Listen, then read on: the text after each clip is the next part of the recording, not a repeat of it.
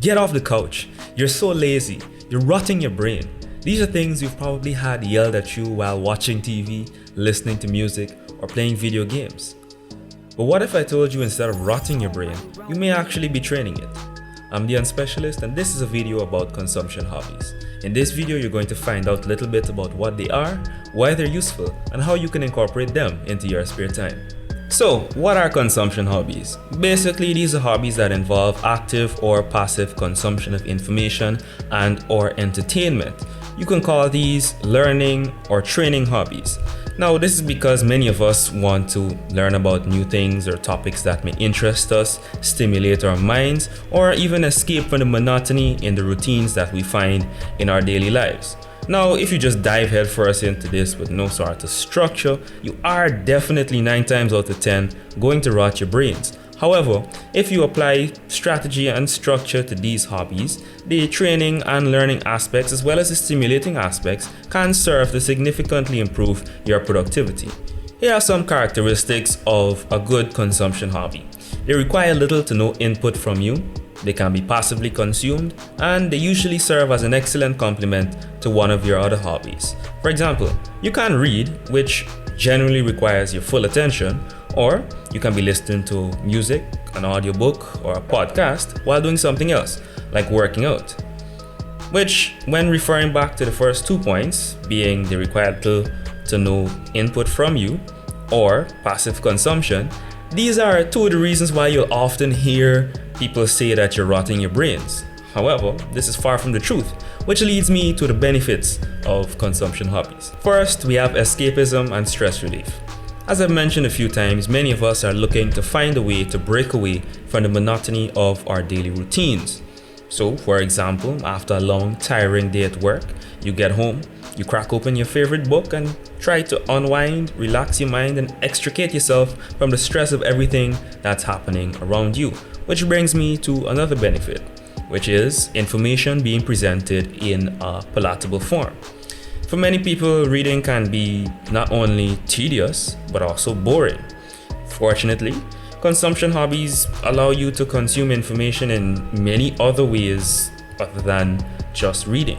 As I've mentioned, there's things like podcasts, audiobooks, music, or you can come on a platform like YouTube and look at various interviews, videos, and basically pick whatever's the most effective medium for your particular learning style, whether that's visual, auditory, or kinesthetic.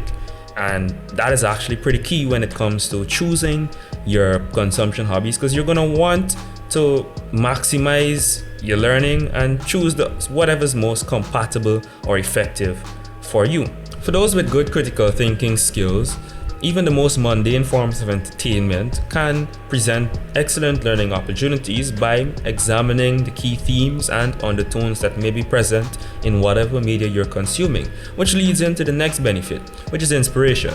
Now, that should be self-evident, but for example, someone who really likes music can gain inspiration by listening to music, or an avid writer may find inspiration by looking at or even examining the works of a classic or contemporary author.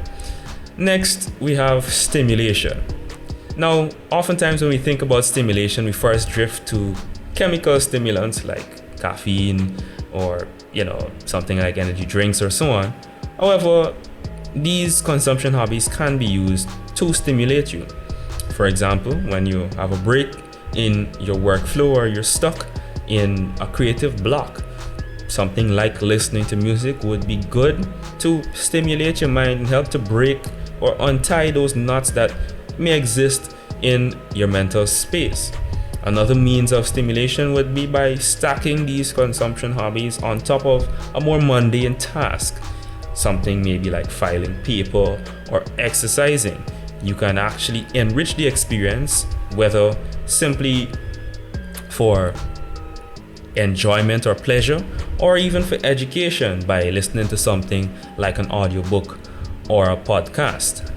Now, incorporating these hobbies into your spare time is very purpose dependent. For example, if you're looking for escapism and stress relief, the best time would obviously be after something stressful like work.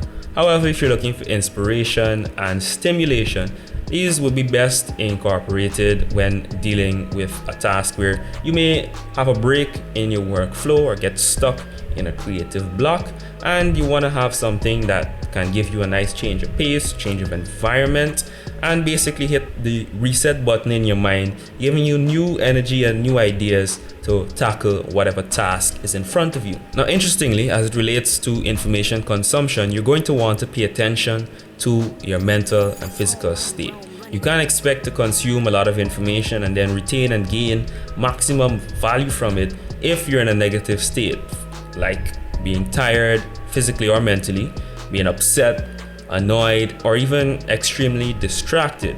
So you're going to want to ensure that you are well rested, alert, and able to pay attention to whatever media you're trying to consume. Now, there are some exceptions, like right before sleep. We tend to remember a lot of what we hear, see, and take in right before sleep. But as a general rule, you're going to want to be in your best shape when trying to take in information. If you're not, a lot of things may go over your head and you may miss a lot. But you can always come back to it later. Don't let that discourage you. If you like the concept, you're going to want to subscribe to the channel for more content, like the video, and if you have any questions or things you'd like me to address in depth, let me know in the comments section. This is the Unspecialist saying thanks for watching, stay productive and stay pragmatic. Peace.